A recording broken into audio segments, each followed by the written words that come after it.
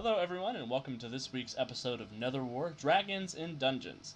Thank you for joining us for your weekly dose of superhero shenanigans. My name is Alex, and I will continue to be your humble game master for this series.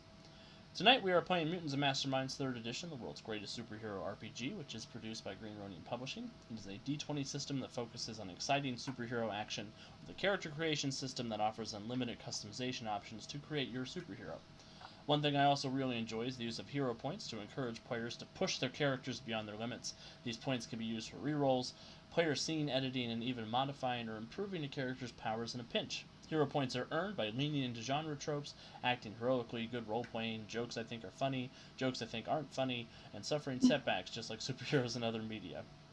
And from you, the audience, if you are new to the show and you follow our channel or you subscribe to the channel, you are awarded 1 hero point that you can give to the hero of your choice, or you can give to me if you're feeling particularly malicious.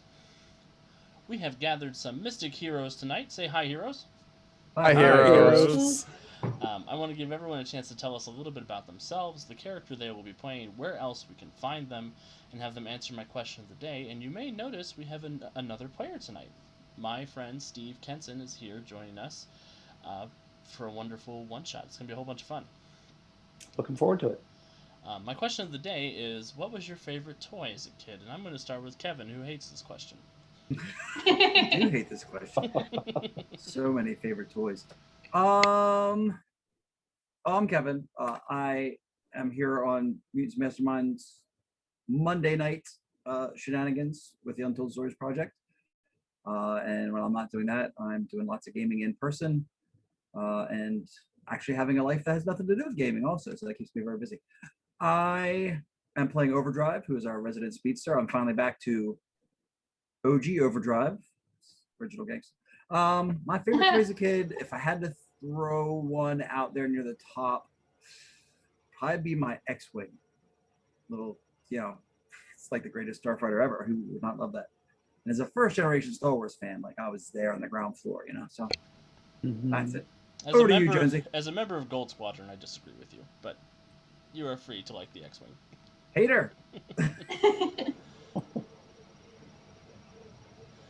Jonesy, over to you.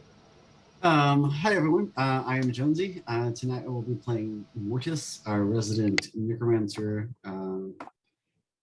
So we'll see how this goes. Where else you can find me? I'm here on Monday nights playing Mutants Masterminds, and on Tuesday nights I'm currently running our Blue Rose 5e game, Tales of the Finest.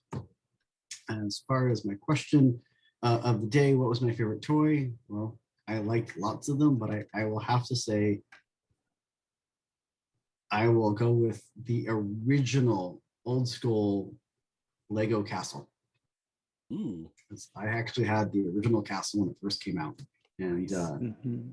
and I was living in Germany at the time, so knights and dragons and castles were just all that for me as a kid. So yeah. Nice. Hey Kat? guys, I'm Kat. I am playing Centuria. My version of Centuria is a little crazy. When I'm not here, I am pretty much just doing school and work stuff, except for I have 3 weeks off, so it has been insane to have free time, and I don't really know what to do with all the time I have right now. So that's been cool. As for the question of the day, I was I don't want to say I was a Barbie girl because of the song, but I was. And I absolutely loved Barbies, and I had a lot of hand-me-downs because I had 2 older sisters, but I remember one year for Christmas I got the Barbie plane, and it was literally like a giant plane that was like a dollhouse, but it was a plane, and that honestly was one of the best things I've ever gotten. And I played it with it for like 6 years, and then I thought I was too cool for it, but now I wish I didn't throw it away because that was cool. So other than that, I will pass it to Andy. Hi, I'm Andy. Tonight I am playing Resonant, our resident gem mage.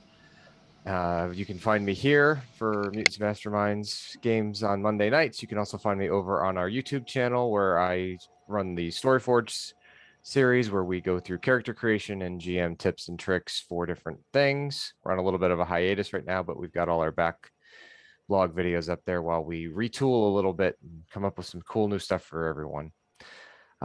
So my favorite toy growing up, well, I don't know. Do video game consoles count as a toy, Alex? No, not traditionally. Didn't think so. So I had the Teenage Mutant Ninja Turtle van that fired sewer lids from its top that I played with more often than not. Mhm. So that one was a lot of fun. And Calvin, I'll pass it over to you. Okay, well, hey everyone, I'm Calvin. Tonight I'll be playing Bowman, the awesome archer with an incredible array of arrows that is constantly growing. Um, while I'm here every Monday, you can also find me over on the Win with Dice channel, over on the YouTubes, where we do weekly podcasts about GMing and different tabletop RPG games, and occasional streams of the Lancer RPG, if you want to get some giant mech action going on over there. We've got a whole lot of cool sessions. We had a lot of fun with that game. As for the answer to the question of the day, what my favorite toy is, I mean, I've always been like a Lego and Connects guy. Lego lasted a bit longer. My Connects is just kind of like lying around at this point, but I just like building stuff, cars and stuff like that. I was trying to think of something more specific, but all I could really remember is this one like non-branded dollar store motorcycle that for some reason kid me was obsessed with. And remembering it now, it was like this really weird, like washed out green color, but for some reason I was super into it. So if anyone, whatever that was, that was probably my second favorite after all the Lego stuff. And I guess I'll just pass it off to Steve then. Okay. So hi, I'm Steve Kenson. I am the guy who designed Mutants and Masterminds. And I am a staff designer for Green Ronin Publishing, usually on Mondays. You can find me about 2 hours earlier than this doing what we call Mutants and Masterminds Mondays every week, where me and developer Crystal Fraser and often our assistant developer Alex will talk about whatever is going on by way of Mutants and Masterminds, news, design, taking questions, those kinds of things, pretty much whatever we can come up with to talk about. And I am playing Adrian Eldritch, the former Master Mage of Earth, who has been missing lo these many years. And we're going to find out a little bit about his whereabouts and his fate. So far as the question, I had like all of the like bunches of action figures and other sorts of things, but I have to say my favorite toy as a kid was that my grandmother sewed me a cape.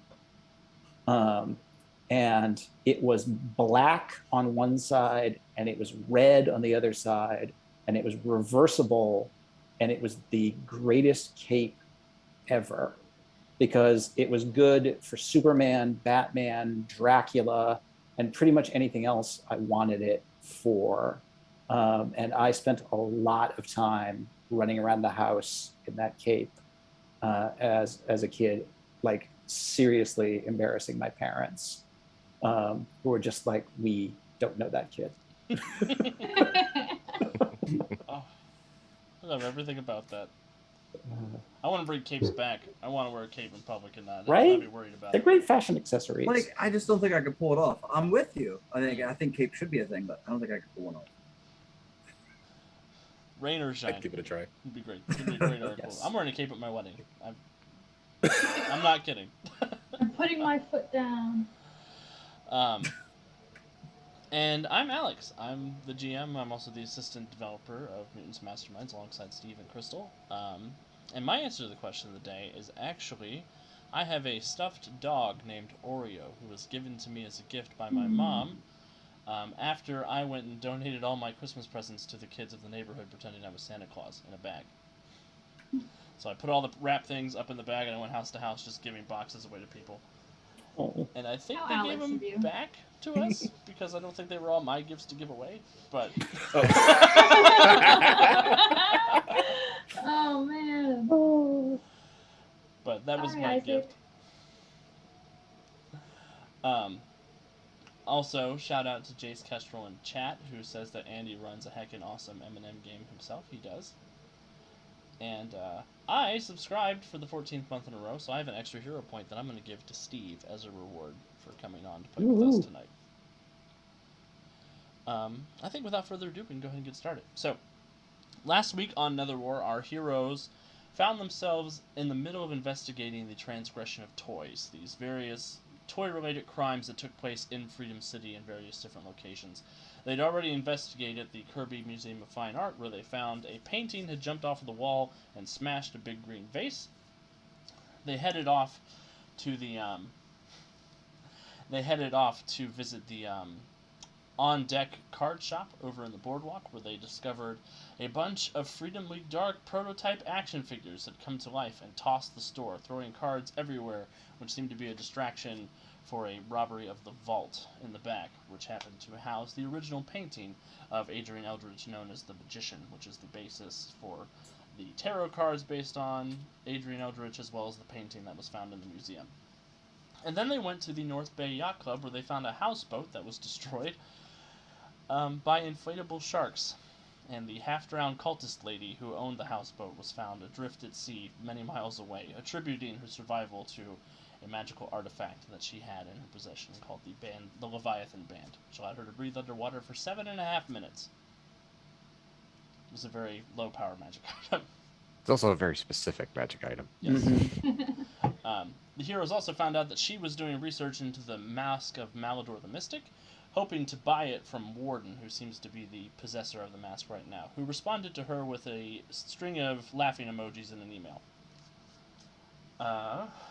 Then the heroes, having combined all of their clues, realized that PD Popcorn's Family Funhouse seemed to be the centralized location of these toy attacks. So they headed there, where they found a bunch of creepy animatronics led by PD Popcorn, who is a bear singer. Warden appeared in the middle of this creepy old Five Nights at Freddy's style restaurant, where they found themselves beset upon by these animatronics. After defending themselves, Warden informed them that Toy Boy had broken into the dungeon dimension and stolen his door key throughout the dimension, and was on his way to steal the Mask of Malador for reasons unknown. The heroes decided at that point it was their duty to head into the dungeon dimension and put a stop to this. Warden said, "I'll lead you there, but you have to be real cool about a lot of things real quick." And he teleported them there using the Alternity Atlas that Resident so helpfully carries around all the time.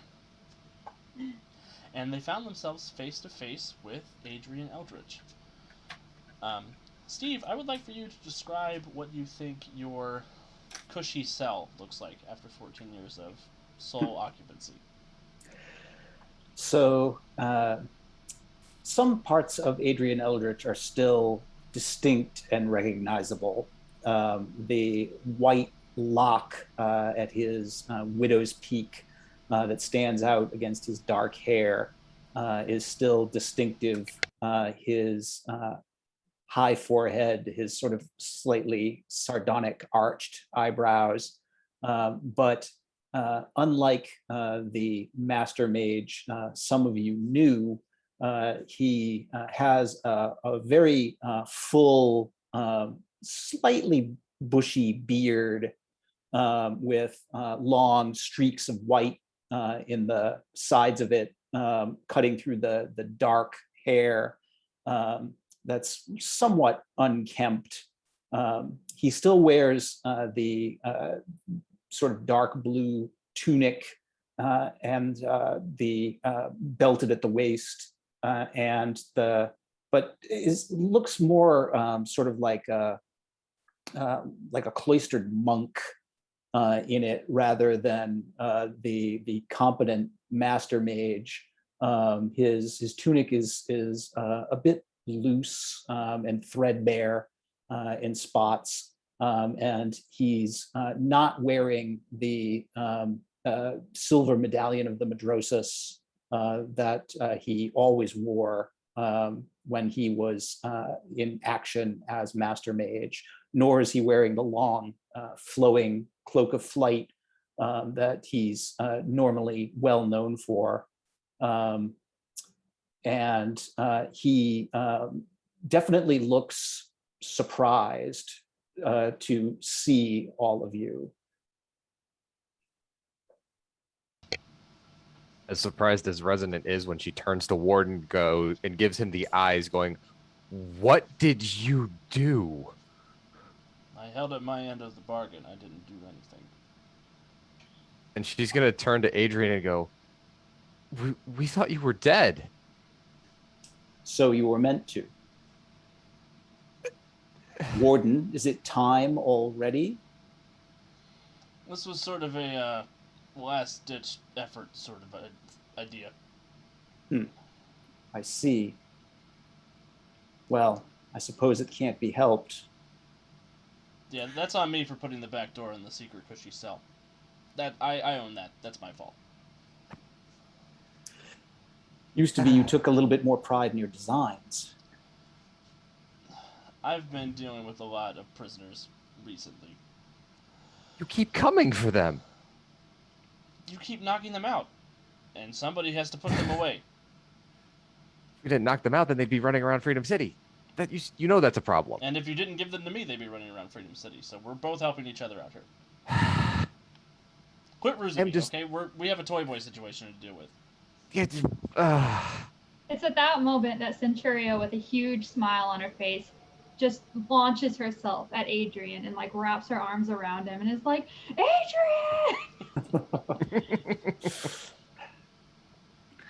Adrian! Oh. Kate, wait. You aren't Kate.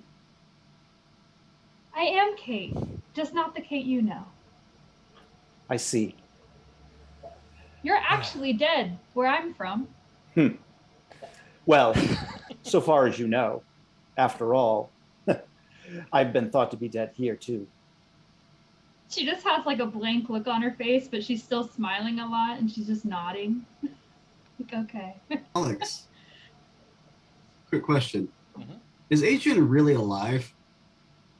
As a necromancer, you do get the impression he is alive. Or he at least wants you to think that he's alive. Oh, gosh. Yeah, I would really like an explanation on this whole whatever this is. But we do have pressing matters at hand. An Yeah, explanation you deserve, and you will have one when I can give it. But first, you say that there are matters that concern us. Yeah, a Toy Boy situation involving some magic items.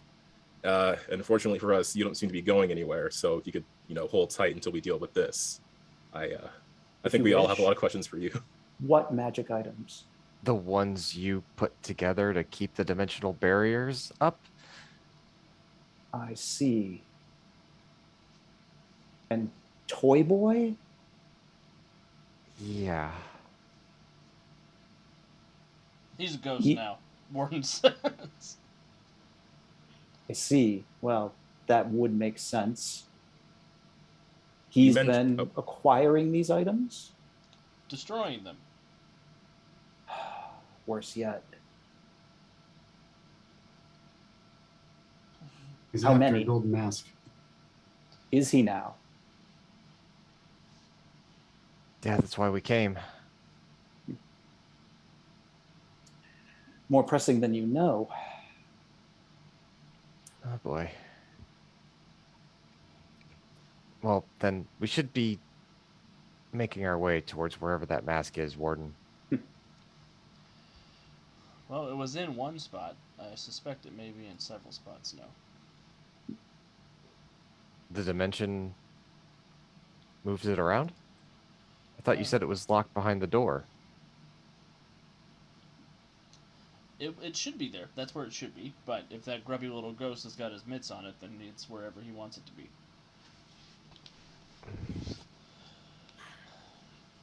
Do you have any way to tell before we get there, or are we working blind? We are working blind. My key is the only thing that links me up to all my surveillance.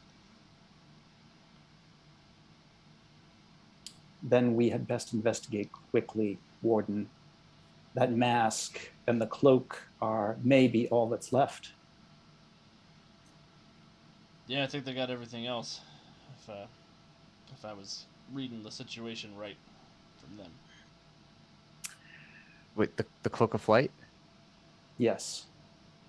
That's back at the Nexus with Sala.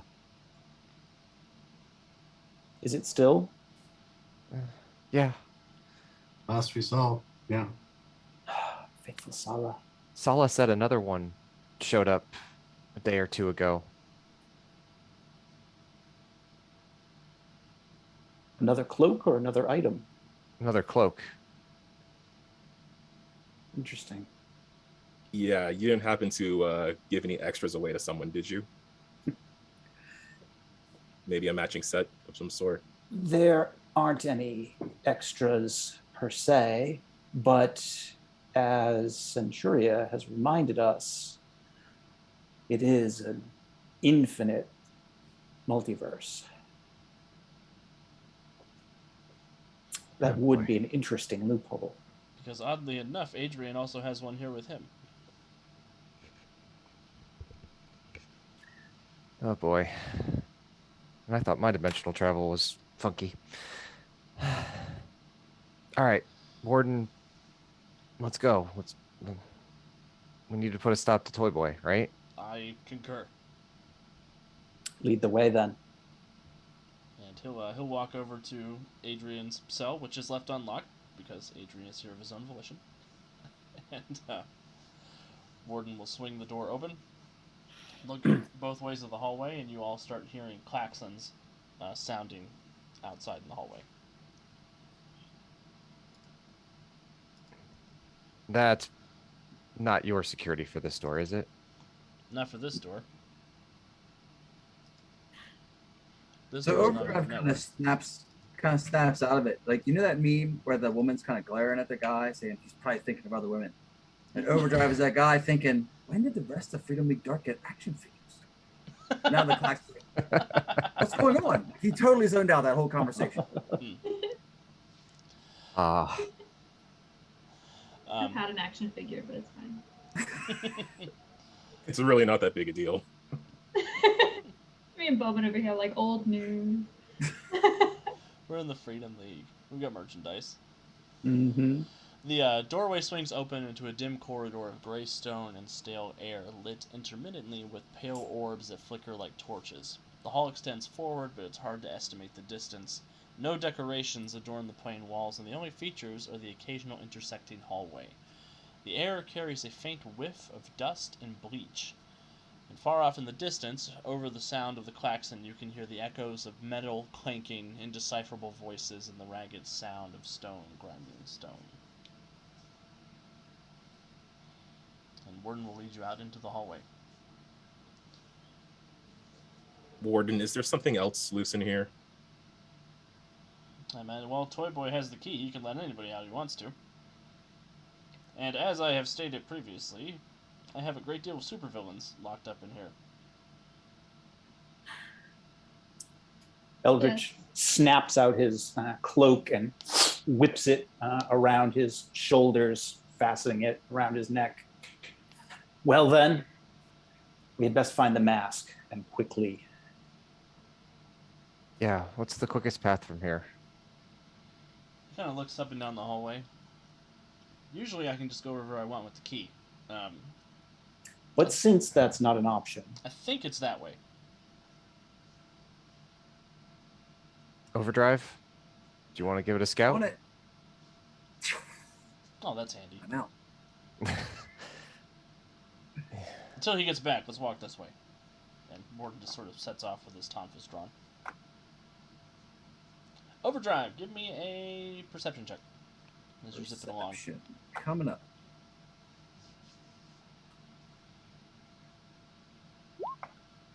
$28. Overdrive, you're sort of racing, zipping through all of the various intersecting hallways and things, and you're thinking you're getting a general idea of the layout of this prison. It's very grid-like, very well organized by somebody who seems very particular about where everything goes. You notice that some of the hallways have this sort of Escher painting effect where the stairs move up and down and they sort of start to twist and warp every now and then over each other to make it sort of confusing to navigate. But you think you find a central hub that leads out of this cell block. It's sort of a central room in the middle with a couple of pillars and a few hallways that lead off into other cell blocks, but you find some written signage that explains security is this way, the armory is that way, the vault is this way. Cell blocks A, B, C, and D. Okay. I will, but nothing sort of out of the ordinary. As you're moving through some of the cell blocks, you do see a few villains out and about fighting with each other, or wandering the hallways trying to find their way out, and seemingly frustrated and lost. But no sign of Toy Boy. No sign of Toy Boy. Or the key.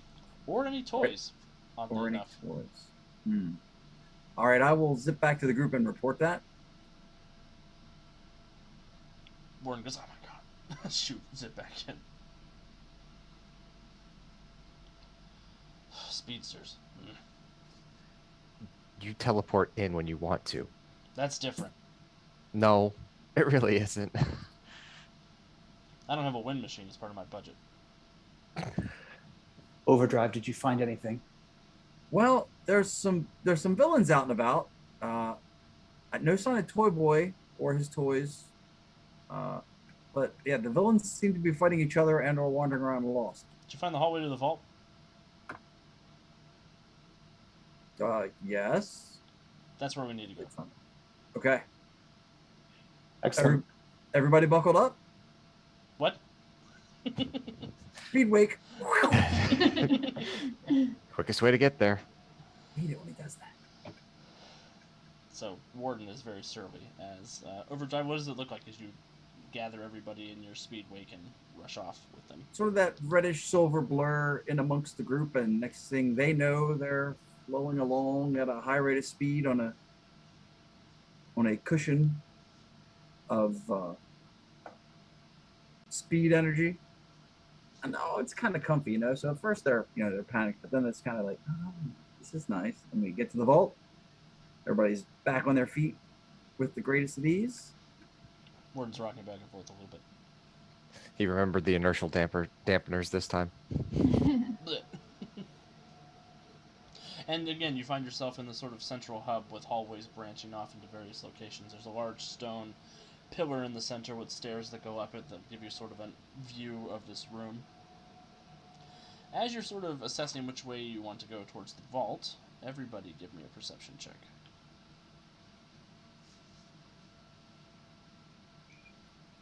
Anybody with magical awareness gets a +2 circumstance bonus. Okie dokie. Can I roll for Davey? 21 of the unmagical awareness variety. Let's see if my character sheet wants to actually load.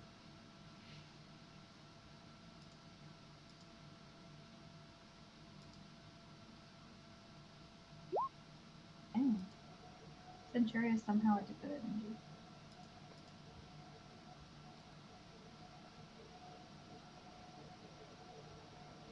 All right, there we go. 29 for Resonant. Awesome. 29 for Resonant. What did Overdrive get? 21. Mortis? 18. 18. Centuria, what'd you get? Centuria got 25. Davey got a 17. Awesome. Bowman? 31. And Eldridge? 17. Awesome. So everybody got a 15 or higher. You feel, as you're standing in the center of this room, you feel the temperature drop by 30 or 40 degrees. Fahrenheit, not Celsius, Kelvin. Thank you. Wow. Alvin was about to be really worried. That's a big difference. Like, whoa. Thanks. Not fine with them too. Bowman without his Arctic He gear. forgot the white action figure suit. Everybody who got a 20 or higher, you, on top of that feeling of the air becoming colder, you do start to see up in the cavernous arched ceiling of this room, 2 white lights open up that appear to be eye distance apart and sort of made of scintillating sapphires, it looks like. As this dark skeletal form emerges from the shadows, you see this massive dragon skeleton stomping its way down the ceiling down towards you. Take him home. Can we take him home? Part of your security system, Warden? Yeah, that's Mac Iota. Don't worry about him. Okay. And the dragon opens its mouth, and this deep, resonant voice booms out. I do not serve you any longer, Warden. The dungeon dimension has a new master, and he bids me destroy you and your friends. I'd like everybody to roll for initiative. Ah, Yeah. Oh my Favorite god. thing. I rolled a 1. ugh.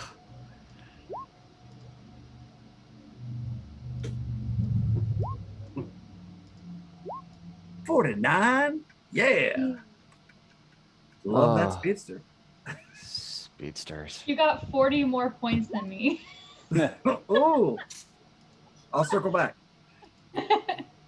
Literally, you're gonna lap me. I didn't have my token selected, so just Yeah, re-roll me it, either, or unfortunately. Oh crap. I can add a turn for Okay. for that. I see. I was off last week and I forgot to click the token too. It's terrible. I forgot to Gosh. remind you, so that's on me. I like this GM. Because I don't think I told Steve either. Nope.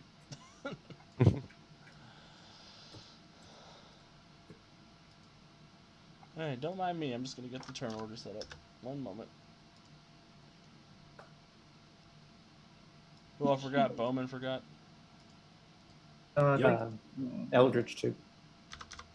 Yep, I got Eldritch. Overdrive. I got Bowman. Overdrive. Overdrive, you're going after 49. Ah,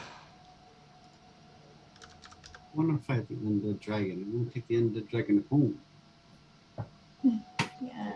He would look really cool with my van. yeah. you just need to you open the back of your van, and there's just a skeletal dragon skull staring back at people. Mhm. Mortis has a very vintage 70s van with a big mural on the side. Yeah, big necromancer painted on the side. Wizard van. You love a good wizard van. Alright, I think I have everybody now. I don't think my token is selectable either. Oh. Let me fix that. Wow, Represents Alex. character Adrian Eldritch. And you have access to your character sheet, right? Two. Man, I am dead last. Guess we'll find out in a moment. Don't use that word. Dead. Alright, so for our initiative, we have Overdrive on 49, Bowman on 21, the Dragon on 18, Adrian on 15, Warden on 13, Resonant on 12, Mortis on 10, and Centuria on 9. Overdrive, over to you. I want to consult my book quick. I want to set up to counter. My Saturday morning cartoon perception of this dragon is he's going to breathe fire on somebody. So I want to set up to counter a breath weapon area attack should he decide to unleash one. Your lack of specificity saved you.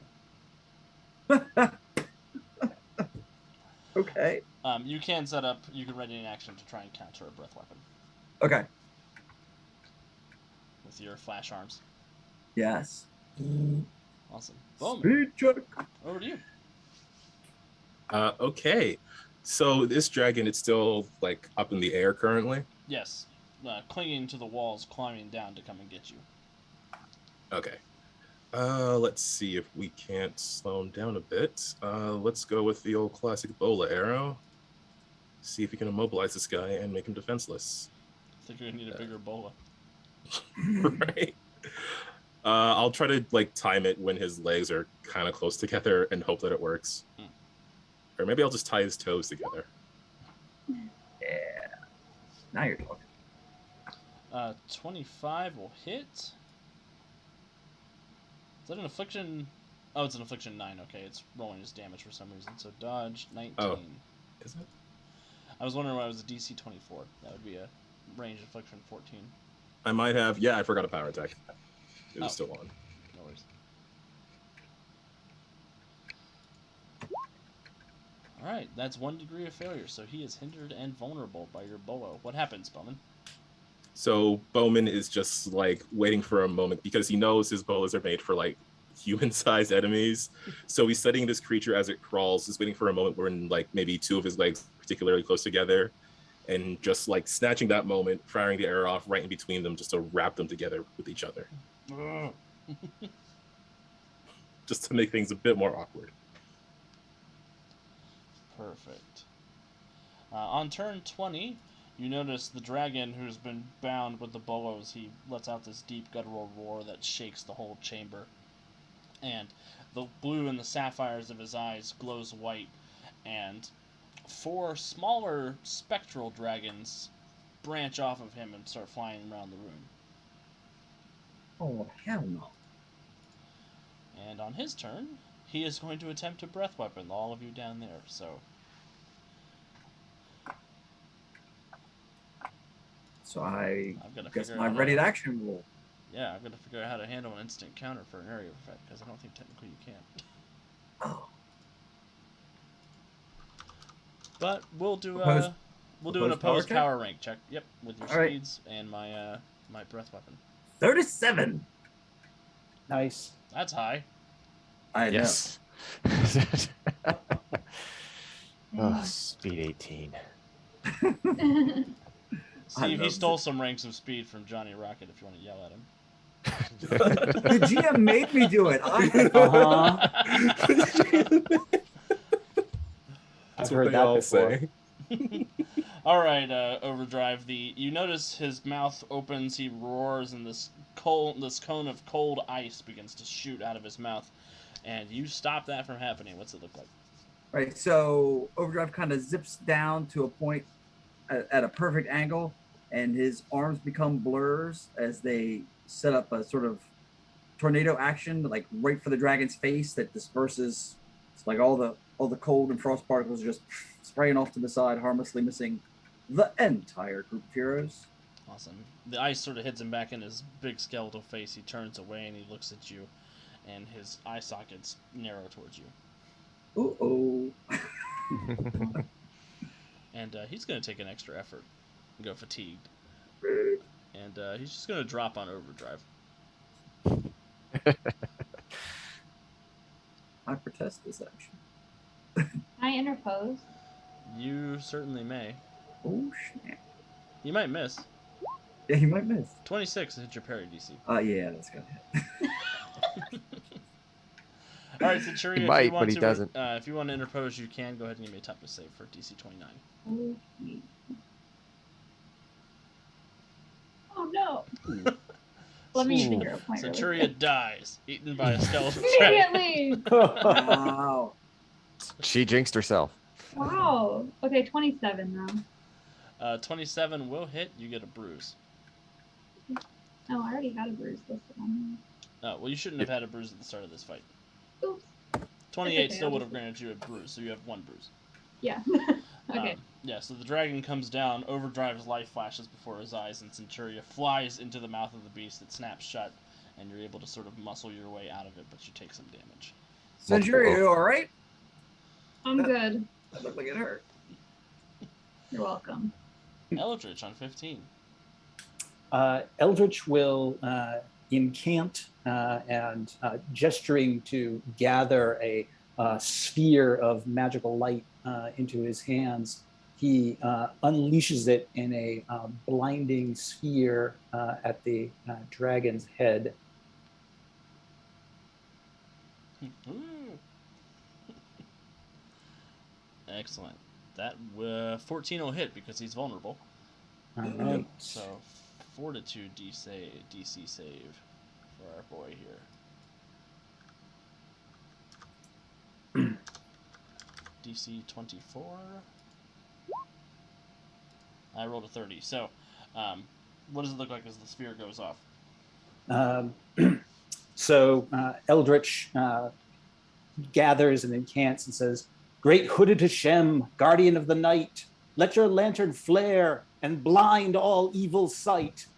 and an arc of glowing light lashes out from his hands, sort of striking the dragon across the face. Wonderful. I'm doing your hero point because that rhymed. It slams into the dragon's face. He moves away. He says, "Your puny magics are nothing compared to me, sorcerer." Seems I'm a bit out of practice. I'll eat you last, so you can warm up. Wow. Oof. No, this is next level banter. That's all I got to say. Warden will. Warden's like, "That's a dragon. I'm a guy." He's going to try and set up Mac so that he is vulnerable to resonance next attack. So he's going to try and feint.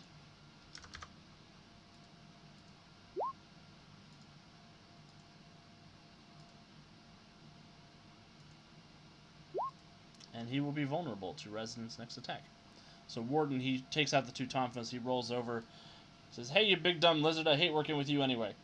And throws a couple of flash grenades at him, and he roars and ignores resonance coming up for a resonance turn. All right. Well, first we're going to go ahead and start with an assessment on the dragon, Awesome. because as wants to know things. 29. 29. Let me roll an opposed check. Alright, you get 1 degree of success. You're able to figure out that the dragon is a higher power level than you, and I'll give you one of its exact numbers. Let's see here.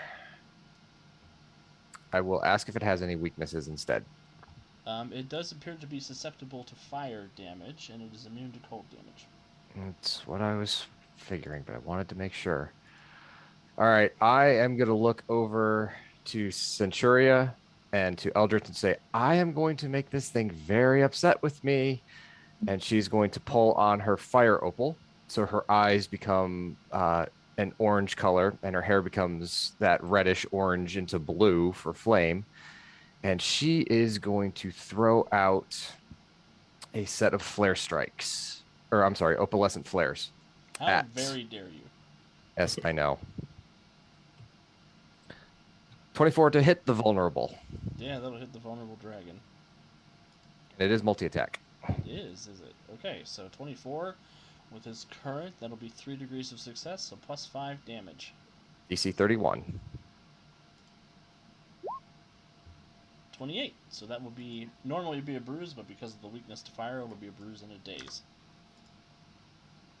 What happens, Resonant?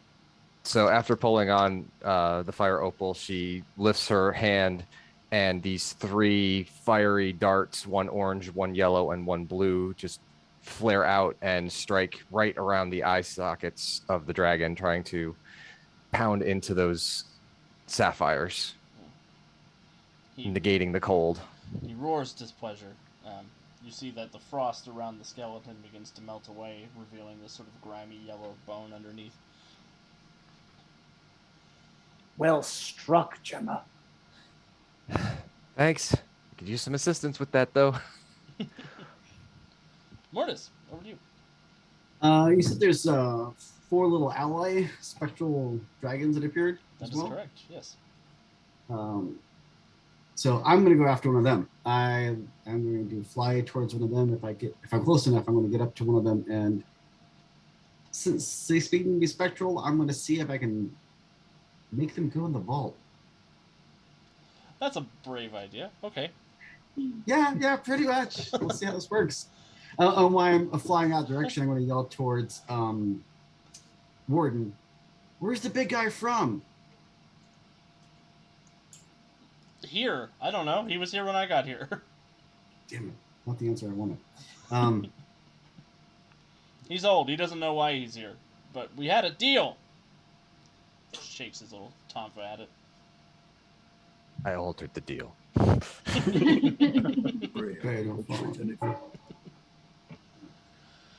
All right, you want to try and suck one of these things into the vault. Do you have an affliction for that yet, Jonesy? I feel like we should build an affliction for that if you don't have one yet. I think so.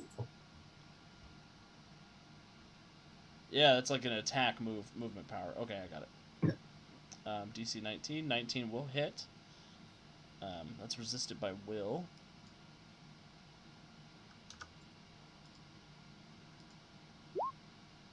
I roll a 6. One of the topos goes into the soul vault. What does it look like as you ghost bust the ghost? As I fly up to it and just come up from behind, grabbing hold, basically landing right between the wings, and just as that does, the little panel and the vault opens up, and the glowing light pulls it on in. It sucks into your chest. You hear it screaming a little bit in your breastbone as the vault door slams shut, and you feel pretty good. Let's hope that doesn't give me indigestion later. Awesome. Is that all you'd like to do, Morris? Yeah, and then if he, yeah. I was just yelling for that. Awesome. Over to Centuria at the top of the next round. How much does the thick dragon weigh? Less than you can pick up. Great. What does the surroundings look like? There's the big stone pillar that everybody's sort of standing on. There's the recessed area, the 6 different hallways that sort of branch off different ways. If there's anything else that you're interested in looking for, we can talk about it. Are there like large sections of wall that don't have anything on them, or? Yeah, Like, I is it mean, like you're Centuria, so you could just take large sections of wall out. No, I don't want to take the sections of wall out. I want to throw the dragon at the wall. Oh, okay. So I'm going to take the dragon by like his tail and just sort of like swing him around and then just like launch him into the wall. I believe in you. We're gonna call that either an unarmed attack or your heavy blow, and we'll call that flavor.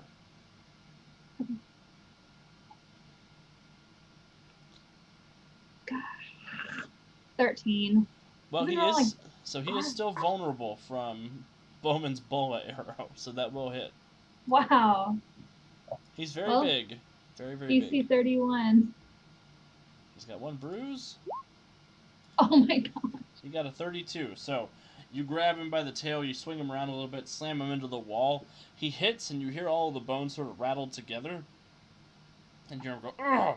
And he shakes his head and looks back at you like, what the hell? Well, hopefully he's mad at me now. He is dazed. You're in melee range, so you may have gotten his attention. Overdrive, over to you. Yeah, I'm gonna go zipping up and reach out and touch the old dragon there. Dragon skeleton, as it were. Leave me alone. Well, that's a 17. 17 will hit. You know what's coming next, don't you? A dodge save. Unsympathetic vibrations. Yes, Nice. a dodge save. Oof. 9. I believe I think that is 3 degrees of failure. That is 3 degrees of failure. Describe what happens as you incapacitate the dragon with vibrations.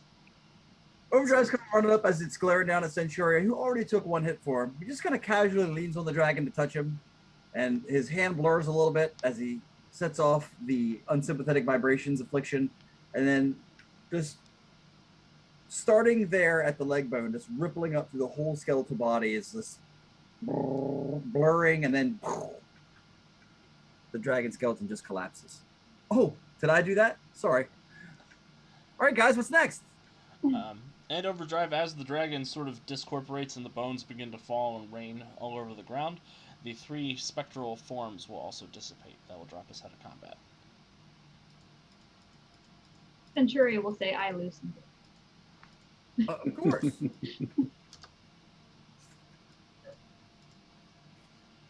Great. So Toy Boy's already turning things in this place to his advantage. He's usually not that persuasive. I wonder if he's got something going on with him. Do you have any more? Do you have any more security that might turn on us that we should know about? No, he's like the big bouncer guy. Yeah, the dragon might have been nice to know about before we walked out into the hall. We had a The, deal. the Mask Warden Yes, the mask. Oh, no, do you think he's using it? We have to find it. Oh wait, that would be real bad, wouldn't it? Yes. Catastrophically bad. I don't know, Malador Oh. might loosen up if you like a bouncy ball or something. Look, That's Warden, not- I do the comedy around here, all right? Oh, sorry. I was waiting for you to bring the funny. Yeah, I'm. Oh. There it was. Okay. That's funny, more walkie.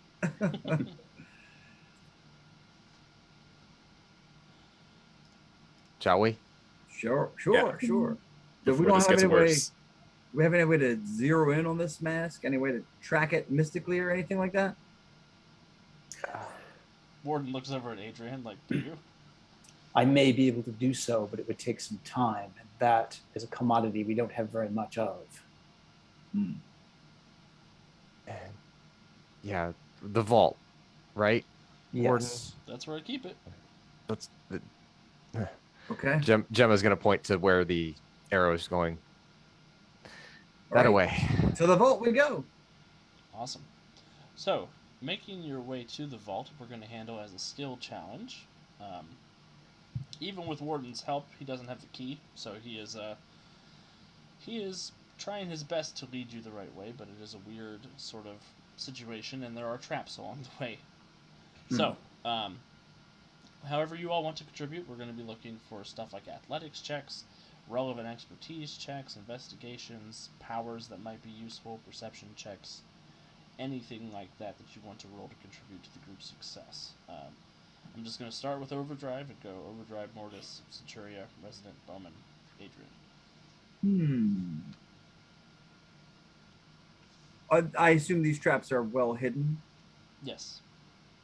So, facilitated by quickness, man, I use my perception to try and locate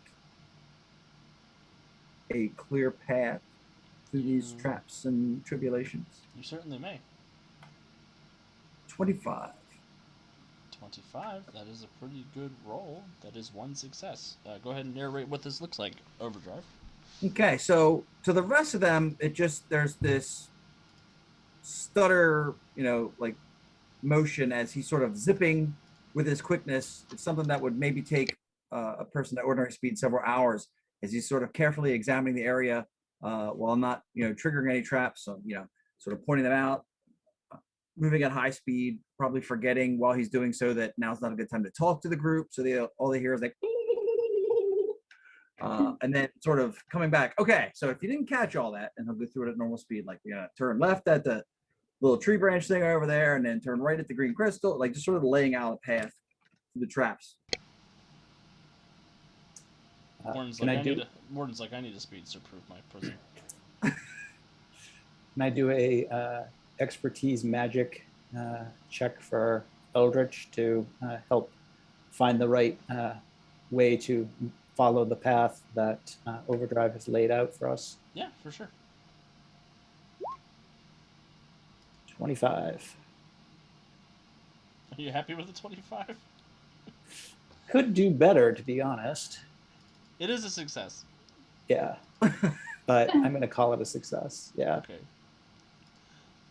I was like, I wonder what a big, horrible number Adrian's about to roll.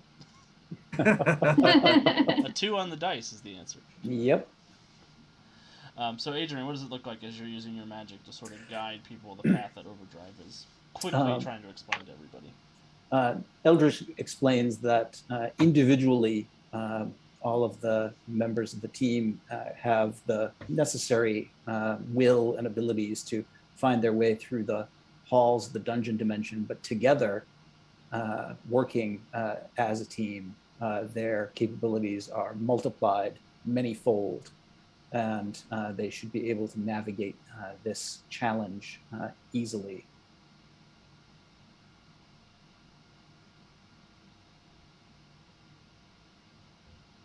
Excellent.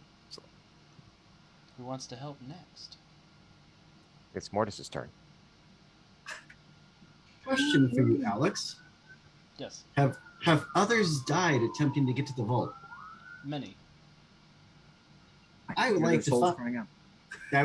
I would like to find one of them and ask him to help point out the traps and other and other things that they failed on. All the things not to do. Yeah, pretty much. since I can see and talk to them, I'm assuming I can see and talk to the ghost here. Yes, that sounds like a persuasion check to me.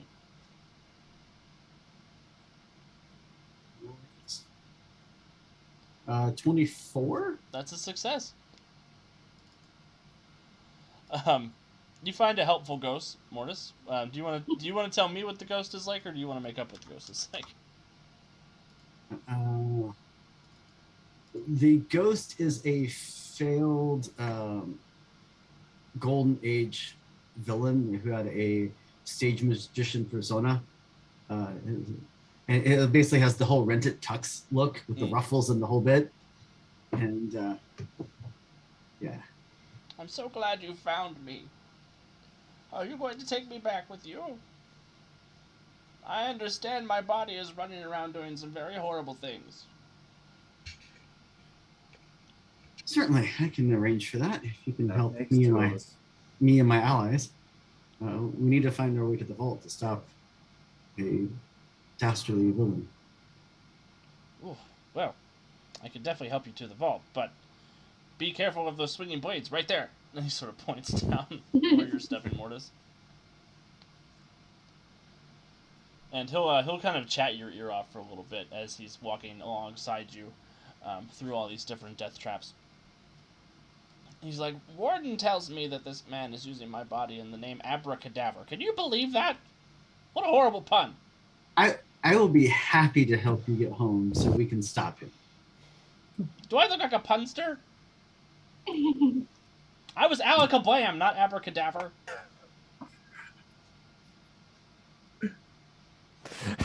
I always wondered what happened to him. Wait a minute, is that Adrian Eldritch with you? What? No. After he gets to the point where he just gets too annoying to deal with anymore, I'm going to tell him that in order to help him get home, I will have to ask him to enter the vault so I can, or else I won't be able to transport him out of this place. Kind of looks at you and throws you a side eye. He Sure looks at is dark in here. He looks at Eldritch and he's like, I've seen you before. I feel it in my bones. I'm sure I would remember that. All I right. mean, a showman such as yourself would surely leave an impression. Ouch. Well, very well, young man. I shall accompany you to my body to stop that horrible zombie from using my bones in this manner. I sincerely hope that vault is soundproofed. It is.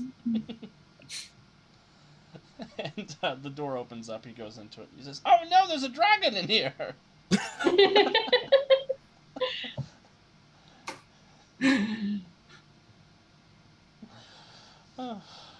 So one more success for the group. Centuria or Resonant or Bowman, what do you all doing to help? I just want to use athletic to like rip any doors off or make the journey easier or smoother if there are any obstacles along the way. Beautiful. Go ahead and give me an athletics check. 33. That will be 3 successes. Look out for that. Oh, never mind. Crunch. Finally, I didn't roll a 1. Warden's following through the craters like, oh my god. My prison. Stop knocking holes in my ship. No. Oh, stop complaining, Warden. Once you have the key, this will all repair itself. You know that. Yeah, but I worked very hard on this.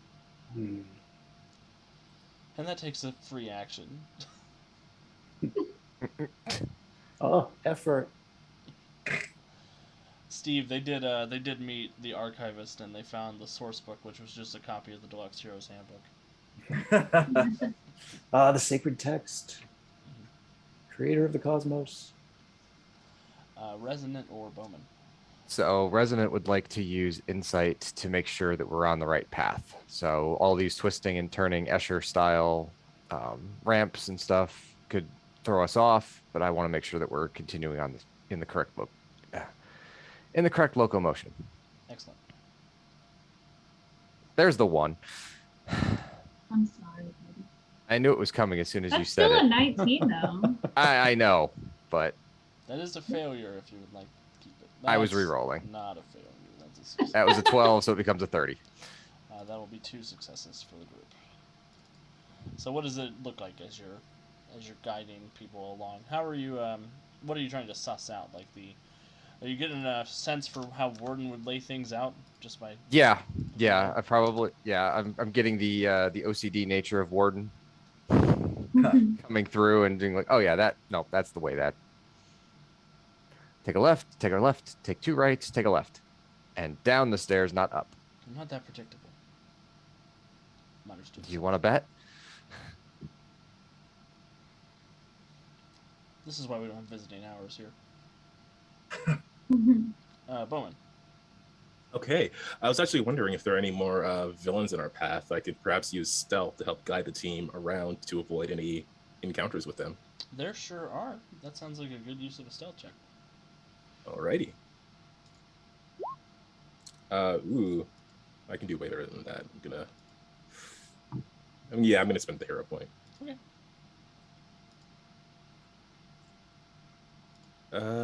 Stealth again. Rolled a 3, so that ends up being 27. 27 is 2 successes. So as you're going through, Sweet. you do see a number of dastardly villains out and about. You do see Angel and Q-Ball from the Hell's Angels, the motorcycle gang that you all fought back during the assault on the Nerian Nexus. You see Dracula is out and about, looking very skittish since last time you saw him. He seems a little beaten down. Staked by Centuria. I'll say at one point he does make eye contact with Centuria and he just puts himself back in his cell. I was never here. I'll get out later. Don't worry about me. Just go on your way. And Bowman, go ahead and narrate as to how you're sort of sneaking the group around. All right, so yeah, I'm imagining these various corridors that we're passing through. Definitely occasionally hearing sounds of like combat and stuff, as some villains are probably trying to fight for control of this place. Whoever isn't trying to escape is probably trying to. I imagine they're the type of person who would want to take over the yard. You know, they go try to punch the biggest person here.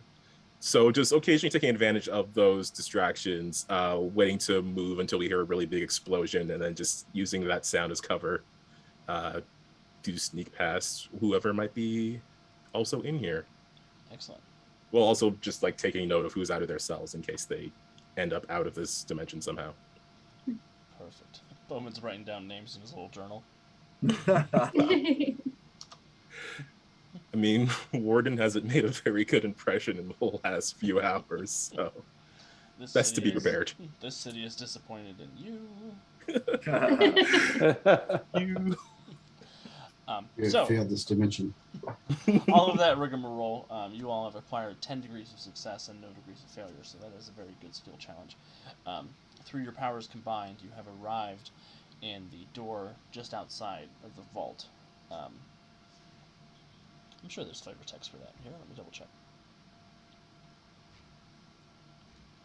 No, there is not. Awesome. So, as you're standing in this sort of large hexagonal room, there's this massive white marble, black stone vault door in front of you that has 3 different runes embedded in the center of it. One of those runes has a fireball on it, one of them has a sword on it, and then one of them has a skull on it. As you're sort of looking at it, as you're taking in everything, you all hear a familiar voice from behind you.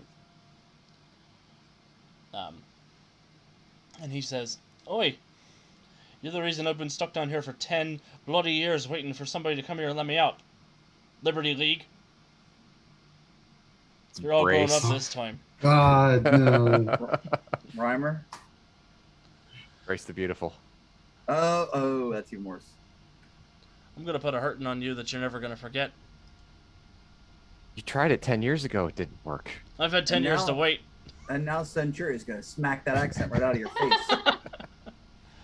Everybody roll for initiative. I love it when you say that. On Here your it comes. token. I'll click on my token this time. Yes, please click Right. on your token this time. Oh, that's such a better roll. Whoop, whoop. Oh, down to 42. I don't know if I can look at that. Shut up. Hitting. Still won't select my token, Alex. That's so weird. I wonder why it won't. If you just roll it, I'll add it in. All right, we'll do. Alex, is the token on the right layer? Yeah, it says it's on the object layer. Okay. Weird. I can select Centurias for some reason. That's odd. You wanna Oh, roll the like mysteries me? of Roll20.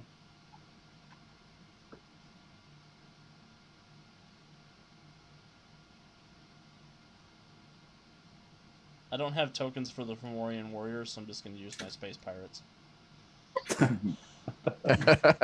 Space pirates are universal. I mean, that's the thing. Space pirates are the best pirates. They're so cute. So he is backed up. Brace is backed up by a squad of Fomorian Warriors. Looks like there are 2 of them per each of you, so 12 Fomorian Warriors.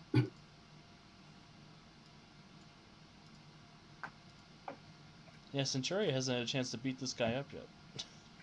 Do they?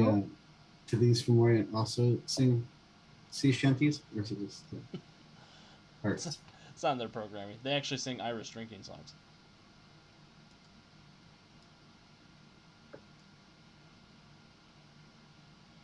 And Adrian got a 22 on initiative. There we go.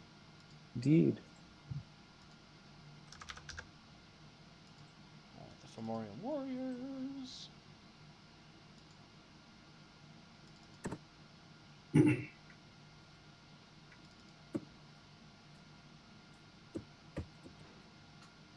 Oh, hi, Jupe. Thank you for joining us tonight. Sorry it was such a long day. That sounds rough. Let me make sure his bruises are gone from the last time you guys beat him up. But this time, when Centuria hits them that hard, they're going to stay permanent bruises. That's the accent you're talking about.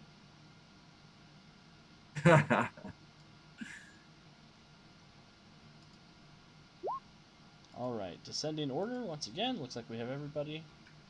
Overdrive on 42, Bowman on 26, Centuria also on 26, Brace on 24, Adrian on 22, the Warriors on 19, Mortis 15, Resident 13, Warden 10. Starting with Overdrive.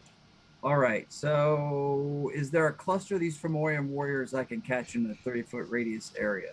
You can get 2 of them in there. 2. All right. So They look like they put on some prison weight. Great. That's always good to hear. So I will hit them with the burst area speed attack and do some pummeling. So it's a dodge DC blah blah blah. I can't do math in my head here because that was just messed me up. So the strength is added to the damage but not to the DC. So that's wrong. So it's a DC 20 for half damage. The Warriors will take full damage, so DC That's 23. 23 toughness. You take down 2 of the minions. What happens, Overdrive? Okay, so there is a red and silver blur, and there is that jackhammer sound of 1,000 fist strikes, and 2 of them are out cold as Overdrive sweeps around looking for another pair of minions to fleece. My bodies. Bowman, over to you. Okay. I have too many arrows to use here. So many arrows, not enough villains. If I do an area effect, there is overdrive too close to them, or can I probably squeeze a few in with a normal area effect? You could squeeze a couple in with an area effect without hitting Overdrive. Okay. No, these guys are minions. Let's just go with a. Yeah, let's just go with the explosive one. pretty sure I can take them down. They I feel hit you with the incredibly old comfortable. Gaelic expression. What do you mean, minions? What do you mean? Yeah, let's go. Let's go with some explosions here. Just gonna fire right in the middle of the crowd.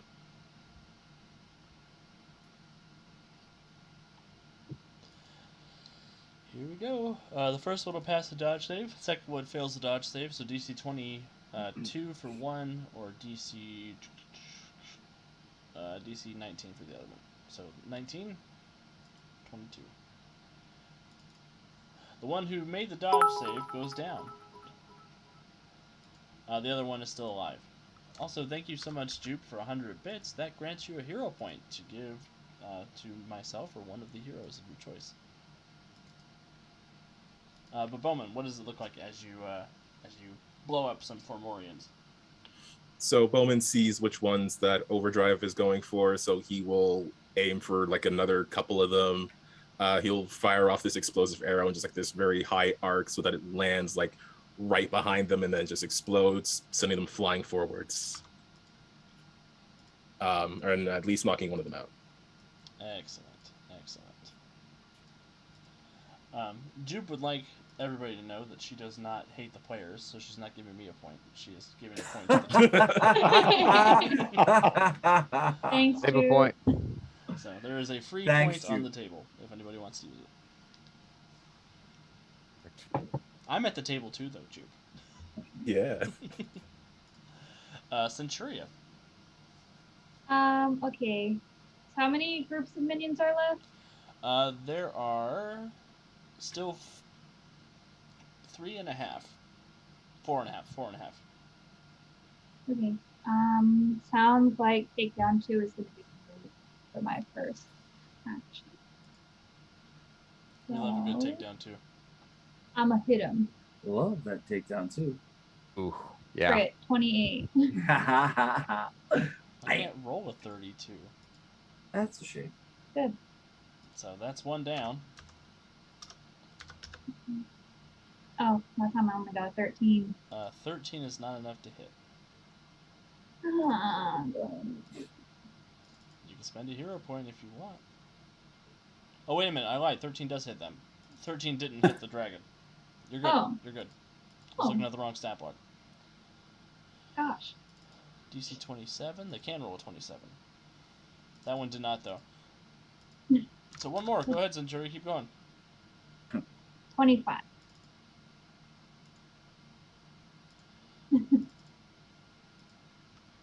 One more has gone off to Fomorian Heaven. Keep going.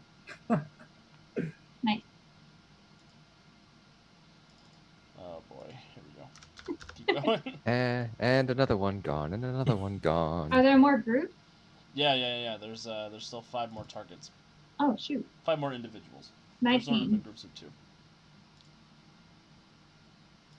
Oh, So close. I got a 26, but he's a minion, so boom. Next. 25. You're getting closer. Keep going. 25 again. Cha-cha real smooth. Keep going. 25 again. Wow. Ow. Aw.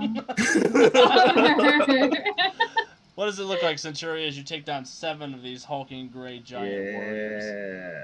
So she sees Overdrive's little attempt to take down his minions. Little. And she just sort of looks at him and winks and then just starts going through and just like smashing through them. Bam. Like I 10 feel it. pins. I feel attacked.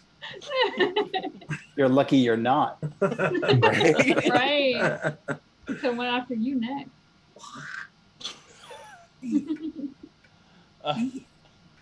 Brace looks over at Centuria. He kind of squints his eyes. He's like, "Oh, I think she was somebody else last time I fought you, lot, wasn't she?" Yeah. Too bad for you, huh? Too bad for Brace the Beautiful. No matter. I'll still destroy all of you. I don't need She's these about people. to beat you with the ugly stick, Mr. Beautiful. Buckle up. Is he beautiful because of his man bun? He likes to think so. Wow. Man. And Centuria, you have attracted his attention, so he is going to slam his fists together, and this big earthy hand is going to come out of the ground to try to grab you and hold you in place. Bring it on, Hobag. That's only a 10 to hit. I'm going to give you a hero point and reroll. Go for it, buddy. So I'm sick of getting punked. I'm going to spend Jupe's table point. Haha. 27 to hit Centuria that time. That will hit me. Awesome. Please give me a dodge save. The plunge. Oh. 16. You are hindered and vulnerable as the hand grabs a hold of you, starts crushing its little hands, little fingers down around you. That's cool. And he will go fatigued and Mystic Blast you in the face, Centuria, since you're vulnerable. With 2 points of power attack.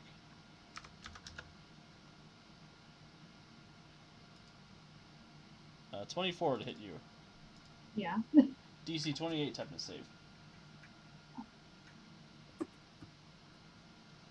Jace Kestrel has called shenanigans. Ooh, 19. I'm going to spend a hero point.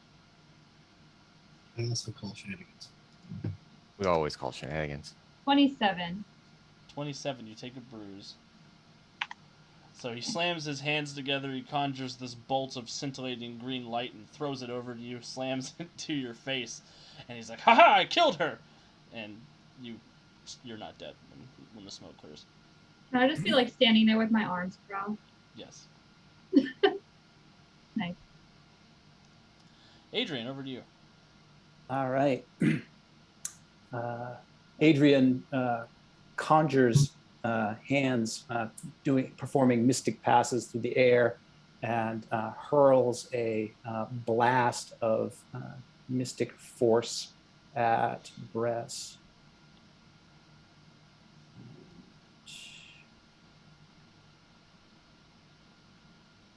Yeah, I'm gonna re-roll that.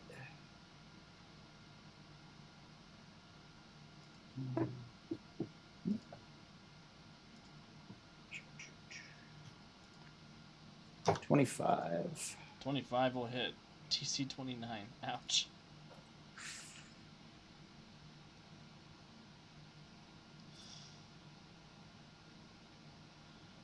Oh, that's right. He doesn't have that force field thing that he has with him. Oh, no. That's a shame. Oh, yeah. Ooh. That's a Youch. difference of 16, which is incapacitated. What's it look like, Adrian, as you take down Brez? As Brez blasts Centuria, and the sort of smoke clears away, showing her unharmed, Eldritch gathers magical power. Allow me to demonstrate. His head Shining snaps up. sons of Sirion, glowing golden bows, rain ye mystic power down upon my foes. Claps his hands together, and a golden arc of magical power lashes out and bodily picks Bress up and slams him against the wall. That's the secret. Centuria gives Adrian a high five. Nice. Next time I fight you, I promise I'm going to rhyme my spells. That's the trick. That's it. And then he falls unconscious. Oh, whoops, deleted the wrong person. The two remaining Formorian warriors are going to, they're going to look at the hopeless situation they have found themselves in and present their wrists to Warden to arrest them instead of getting beat up. Good choice. These might be the smartest villains we've ever encountered. You know, we're not messing with you after you took down Bress, okay? That was his idea. You know, I'm not even really a Fomorian. I just ran along with it. I'm really a Subterran. Speaking of which, the Terror King has ordered that one of you is going to be executed for your association with Daedalus. What? It's coming someday soon. Don't worry about it. Any particular one of us, or is he just gonna pick it random? I think all of you. There was this whole thing with this bloodstone that you gave back to him. But you said you were friends with Daedalus and he hates that guy. Whatever. Right. This is a strong word. Stone holder's remorse. None of you happen to see a puppet-looking man around here, did you? Yeah. He went through that vault. How did he get through? He presented the key and just walked through the door. Of course he did. Hmm. I'm gonna float over to the door and just try it ever so slightly. Give me an insight, or give me an expertise occult check. I'm pretty sure it's not gonna let me through, but I got a rock. I got a 12. With the 12, you sort of feel up against the door, and you feel magical energy pulsing through it, but you're not 100% sure if it's meant to keep you out or if it's going to trigger something if you phase through it. May I? All means. Well, I will float away from it and make sure I go insubstantial at the same time, just in case. Wow. Fantastic magical. It's still a 25, but Well, I guess if that doesn't do it, I will re-roll it. 25 does succeed. All right. As you're sort of feeling out the door, you get the impression that the 3 locks on the door must be disengaged, but as they are disengaged, they will cause some sort of catastrophic something to somebody. You think phasing through the door would allow the person to phase through it, but would also cause the traps to go off against anybody who's left on the inside. Hmm. How can they be disarmed? They can be disarmed with... Hold, please. I didn't write this module. Buffering. You think that they can be disarmed through the successful application of magic or technology. All right, then. My friends, I think that we need to make our way through this vault door with haste. So, with your permission, I will guide you through the process of trying to disarm these traps and open these locks. Yeah. I am going to spend a hero point for my Inspire to give everybody a +3 bonus to the tests that they're going to need to make to overcome this challenge. Awesome. That's a good use of Inspire.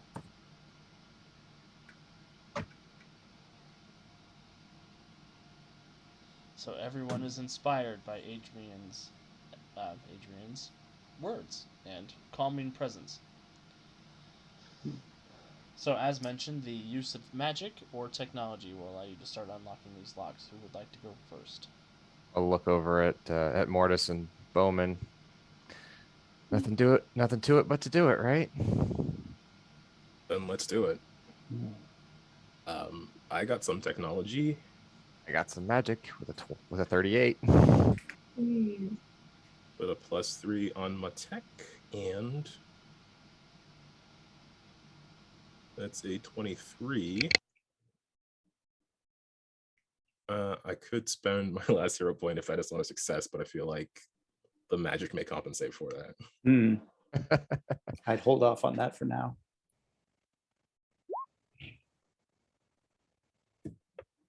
I also got a 23. And one more magic check.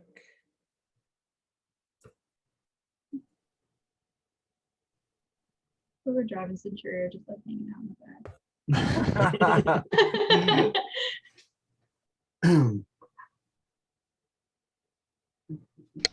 Awesome. Quietly under his breath, Mortis kind of whispers over to Resonant, "Why do I feel like I'm 16 again?" Looking over at Eldridge. You don't think that's going through my mind either? Awesome. So, by your powers combined, you have unlocked the 3 locks without causing any harm to yourselves, which is awesome. The vault door kind of groans open, pushing out into the room as each lock, the icon on it lights up with red fire and dissipates. The vault of the dungeon mentioned before you is an enormous, unadorned room of plain gray blocks of stone. Alcoves of varying sizes line the walls, holding an abundance of relics and artifacts. The smallest is a fleck of gleaming dust in a hole barely large enough to fit a finger, while the largest is a huge alcove holding a massive statue carved of orange-red stone. seated demon with huge gemstone eyes holding a flaming brazier.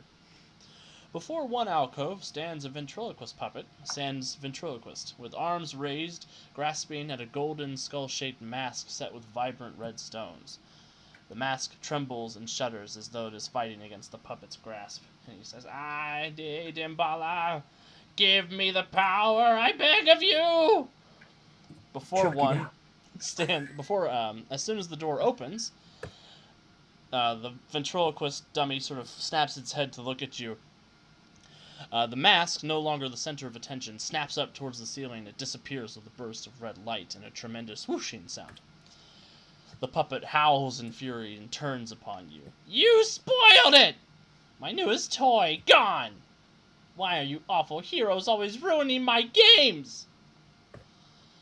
Because your games hurt a lot of people. Nobody ever worries about what hurts me.